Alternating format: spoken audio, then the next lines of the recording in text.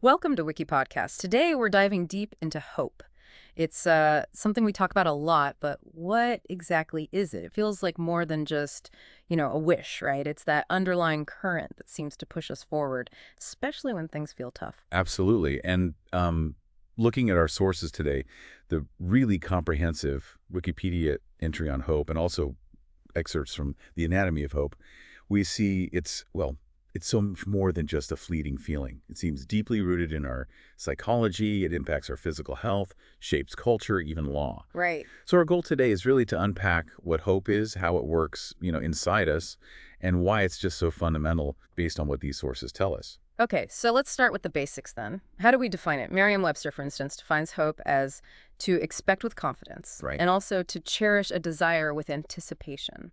So you've got that blend, haven't you? The Yeah. belief in a positive future and that strong feeling, that desire for it. And Wikipedia builds on that. It talks about hope as this optimistic state of mind, focusing on expecting good things for ourselves or even for the wider world. It also contrasts it with the opposites: dejection, hopelessness, despair. Thinking about what it isn't really sharpens the focus. Exactly. It highlights that hope isn't passive, it's active. Now, shifting into the psychology of hope, this is where it gets really fascinating. Barbara Fredrickson, Wikipedia mentions her view.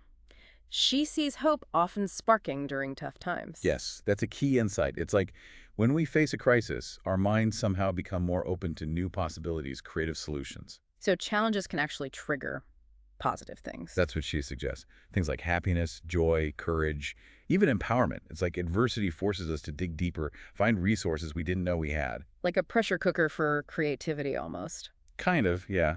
But she's also careful to warn against false hope. It needs to be grounded, realistic optimism. Right. Not just blind wishing. That makes sense. Then there's Charles R. Snyder. He really dug into the structure of hope with his hope theory. He did. He saw a really strong link between hope and, having goals and actually having a plan to reach them. So it's goal-oriented. Very much so. A bit like Adler and Bloch also thought this idea of goal-seeking being fundamental. But Snyder broke hope down into three specific parts. Okay, what did I? First, the goals themselves, approaching life with things you want to achieve. Right. Second, pathways. That's about finding different ways, different routes to actually reach those goals. Okay, so having options mentally. Exactly. And third, agency. That's the crucial belief in your own ability to, make things happen, to use those pathways effectively. So it's not just wanting something. It's the roadmap and the feeling you can actually drive the car. That's a great way to put it, yes. And he developed a hope scale to actually measure this kind of thinking pathways and agency. Interesting. And he saw a difference between hope and just general optimism. Yeah, he suggested that while hope might sometimes feel a bit like wishful thinking, optimism is more like the energy, the fuel that helps us find those practical pathways. The engine, maybe? The engine behind the hope, exactly. Wikipedia also mentions some other psychological takes, like Winnicott seeing some antisocial behavior in kids as a sort of cry for help, a hidden hope. Yes, a hope for a positive response from adults, even if it seems like they're pushing them away. And object relations theory, which looks at our early relationships, sees therapy partly driven by a hope, maybe unconscious, to heal old wounds through that new relationship. So hope is deeply embedded even when we don't realize it. It really seems to be. And Wikipedia gives that useful breakdown. No hope, lost hope, false hope, and real hope. Yes, based on outlook and realism. Exactly. How positive is the outlook and how grounded is it? That's helpful. Now let's think about a really practical area. Healthcare. Hope must be huge there, right, for people dealing with illness. Oh, absolutely vital. The Wikipedia entry highlights two main theories here. First, Snyder's model, again, hope is that cognitive skill, keeping us motivated towards health goals through agency and pathways. So in therapy, that might mean helping someone set small, achievable goals. Precisely. Not just get better, but maybe walk for 10 minutes today, focusing on what is possible, finding those pathways. Right, focusing on what you can control. Exactly. And the second main theory is from Kay Hirth. Hers focuses more on coping specifically with illness. She sees hope as this motivator, this cognitive thing that helps us take action towards goals. But the goals might be more about managing the illness, maintaining quality of life. So maybe not curing the disease, but finding support systems instead of, say, unhealthy coping mechanisms. Yes, exactly that.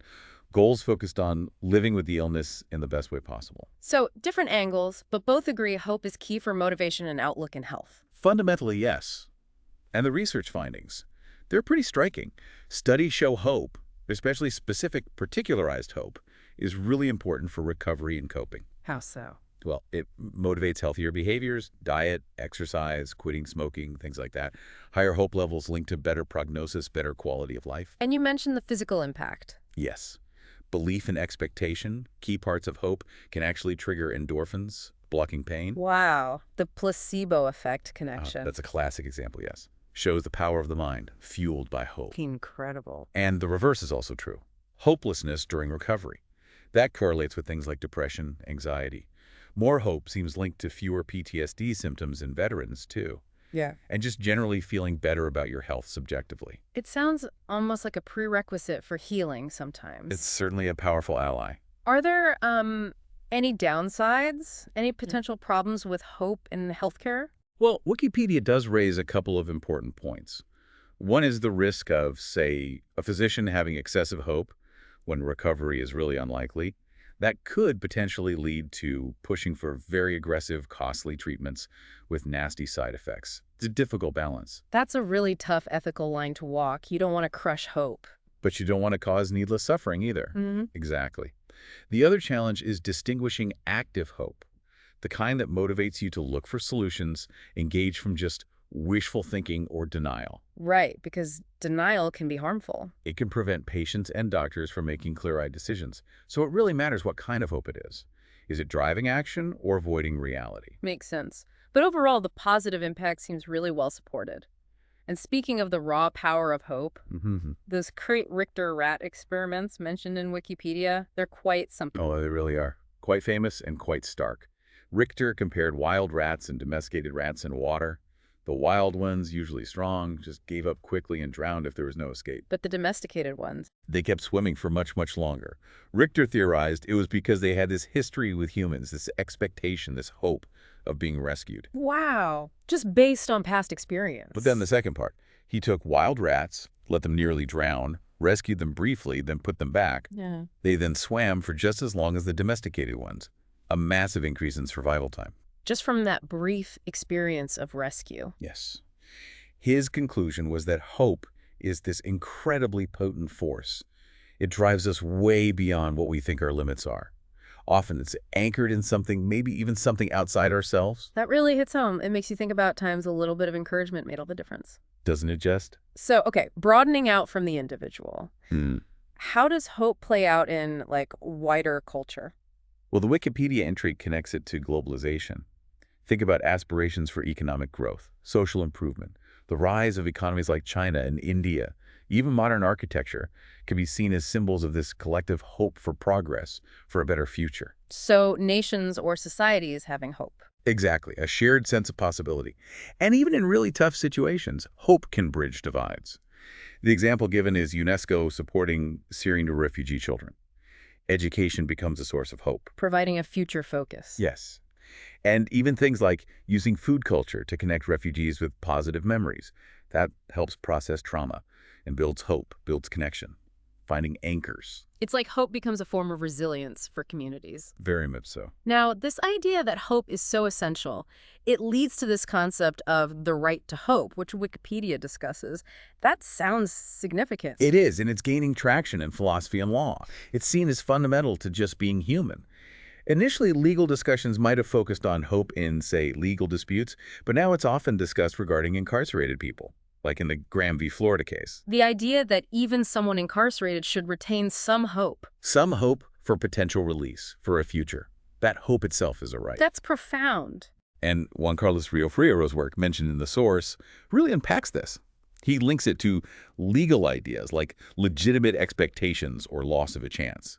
He outlines 4 elements: the right to have wishes and plans, the right to specific opportunities, the right to the means to pursue hope, and the right to some established chances. So it's quite structured, not just a vague feeling. No, he argues it's a comprehensive concept with real-world, even legal dimensions. Fascinating. And of course, hope floods through literature, mythology, religion. It's everywhere in human expression. Absolutely. You have Emily Dickinson's Hope is the Thing with Feathers, Beautiful line. and Alexander Pope's Hope Springs Eternal in the Human Breast. Yeah.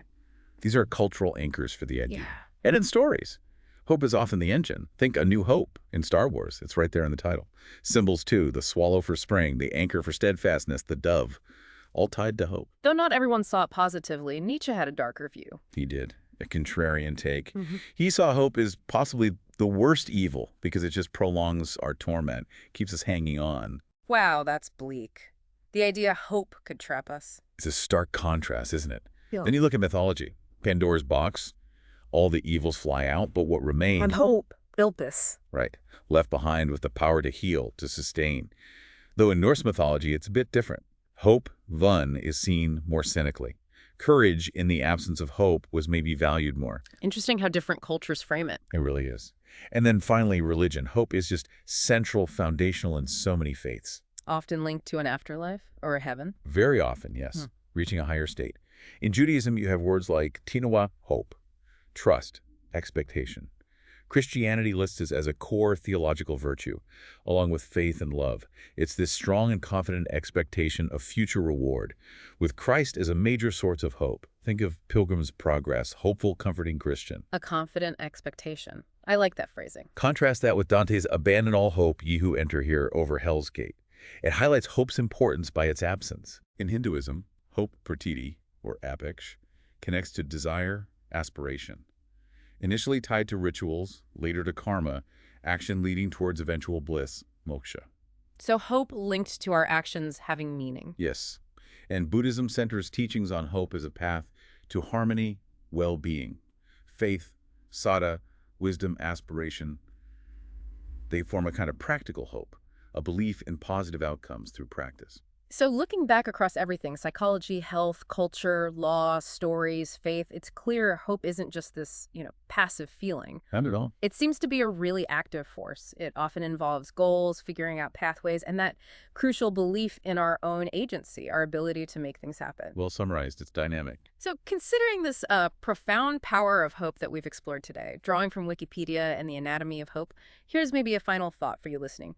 In your own life, especially when you're facing challenges, big or small, where do you find your anchor of hope? What keeps you going? That's a powerful question to leave with. Really encourages some personal reflection on where this vital force comes from for each of us.